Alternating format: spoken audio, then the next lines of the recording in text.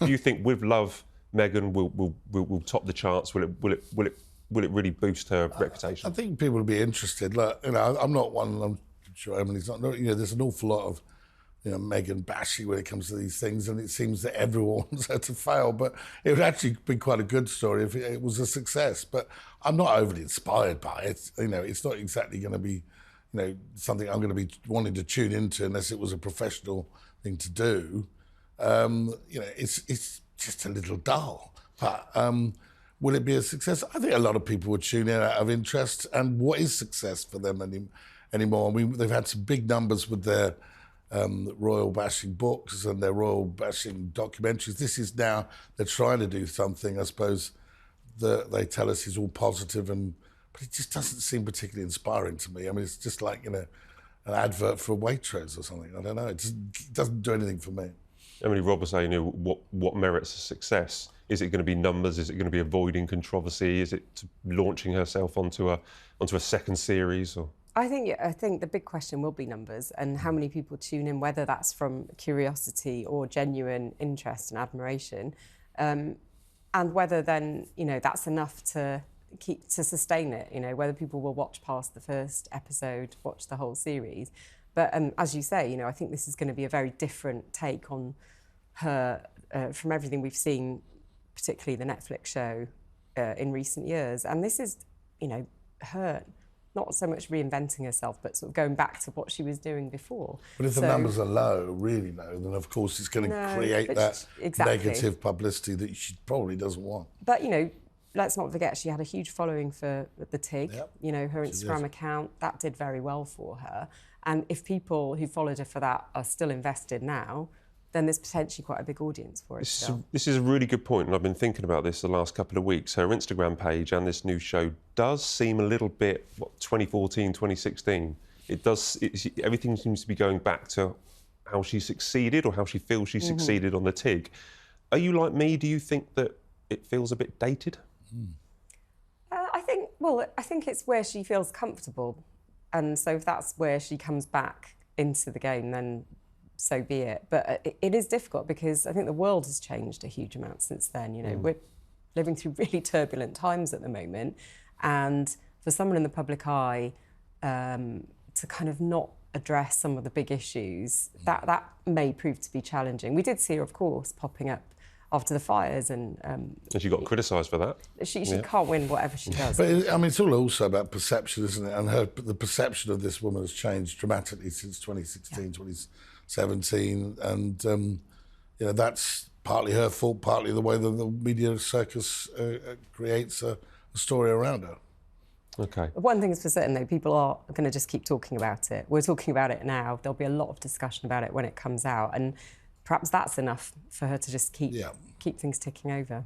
Yeah, that's probably it. It's just to consistently keep in the news or to, keep presenting herself in the manner that she wants to be presented. And it is in the royal family's interests for them to be successful, for them to settle down and have a straightforward business life out there, really. Well, I'm sure we're all thrilled and we can't wait till when it actually lands. I mean, we're all going to have to watch it, aren't we? We're going to have to sit down and watch it. Sadly. Right. What was good, though, I really genuinely had a great time in Wales with William and Catherine.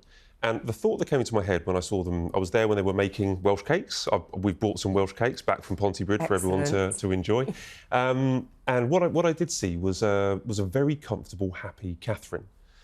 It felt like the cancer scare, the cancer diagnosis, the treatment and her video seemed a long way in the past. Do you share my view that it feels like she's properly back now, that she's back on her feet and everything is going well, and it feels like that was consigned to history now?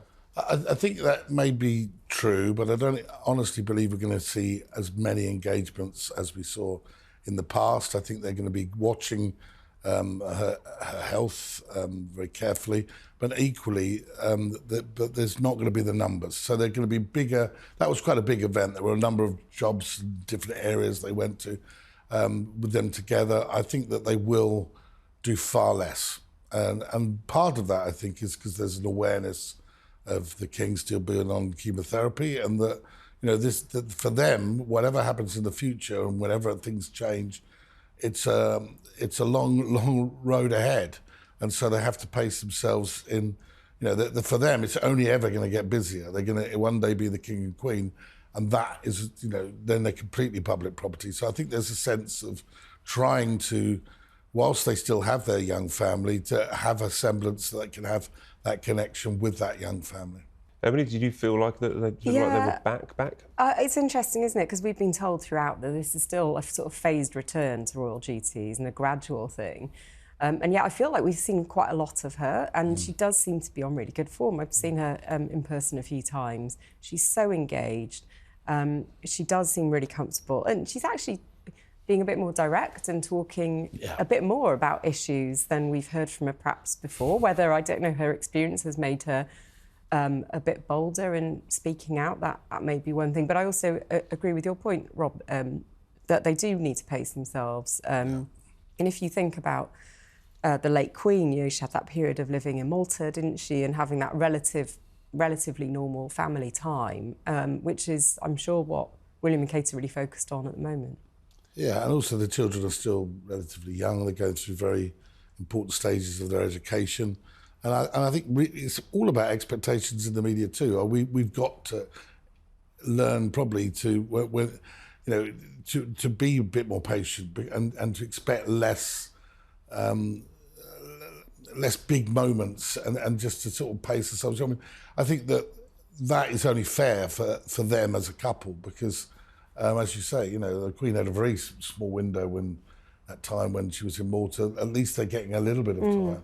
But I do feel, you know, there's less people backing the king up as well. That's the other thing. I mean, I was at an engagement the other day at the Palace. I mean, he was, you know, I don't know how he does it really. There was like 400 or 500 people in this one room, and he's working the room.